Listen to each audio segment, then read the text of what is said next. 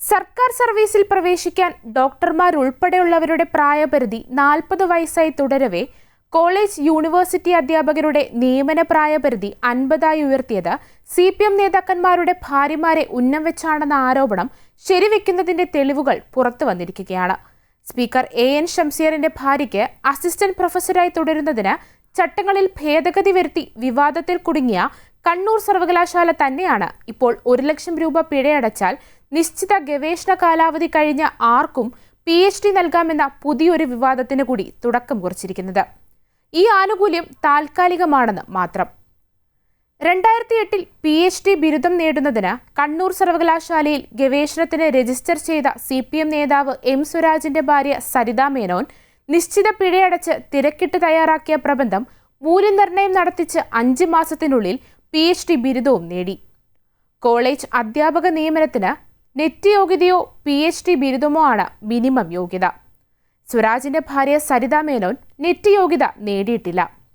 2001 കേരള സർവകലാശാലയിൽ നിന്ന് നേടിയ MBA ബിരുദം മാത്രമാണ് ഉള്ളത്.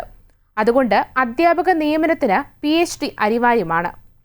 BA, BTech, LLB പരീക്ഷകൾ വർഷങ്ങളായി പാസ്സാകാത്തവർക്ക് വേണ്ടി സർവകലാശാലകൾ മെഴ്സി ചാൻസ് പരീക്ഷകൾ നടത്തുന്ന പതിവുണ്ട്. എന്നാൽ 1 ലക്ഷം രൂപ പിഴ ഈടാക്കി സർവകലാശാലയുടെ ഏറ്റവും ഉന്നതമായ ഗവേഷണ ബിരുദം നേടുന്നതിന് ഒരു സർവകലാശാല മെഴ്സി ചാൻസ് അനുവദിക്കുന്നത് ഇതാദ്യമായാണ്.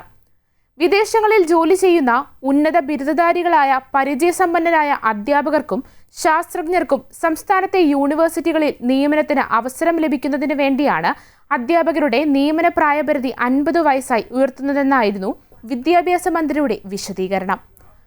പ്രായപരിധി വർദ്ധിപ്പിച്ചുകൊണ്ട് 2023 ഏപ്രിലിൽ സർക്കാർ ഉത്തരവ് വന്നതിന് തൊട്ടു പിന്നാലെ ഗവേഷണം നിർത്തിച്ചവർക്ക് 1 ലക്ഷം രൂപ ഫൈൻ അടച്ച് പ്രബന്ധം സമർപ്പിക്കാൻ മേഴ്സി ചാൻസ് അനുവദിക്കുമെന്ന ഒരു പുതിയ വ്യവസ്ഥ ജൂലൈ മാസം ചേർന്ന കണ്ണൂർ സിൻഡിക്കേറ്റ് നടപ്പാക്കുകയായിരുന്നു. പ്രസ്തുത തീരുമാനത്തിന്റെ അടിസ്ഥാനത്തിൽ 2008 കണ്ണൂർ സർവകലാശാലയിൽ PhDക്ക് രജിസ്റ്റർ ചെയ്ത് ഗവേഷണം പാതിവഴിയിൽ ഉപേക്ഷിച്ച സ്വരാജിന്റെ ഭാര്യയ്ക്ക് മേഴ്സി ചാൻസിന്റെ ആനുകൂല്യം നൽകി തീസിസ് സ്വീകരിച്ചാണ് PhD ബിരുദം അവാർഡ് ചെയ്തത്.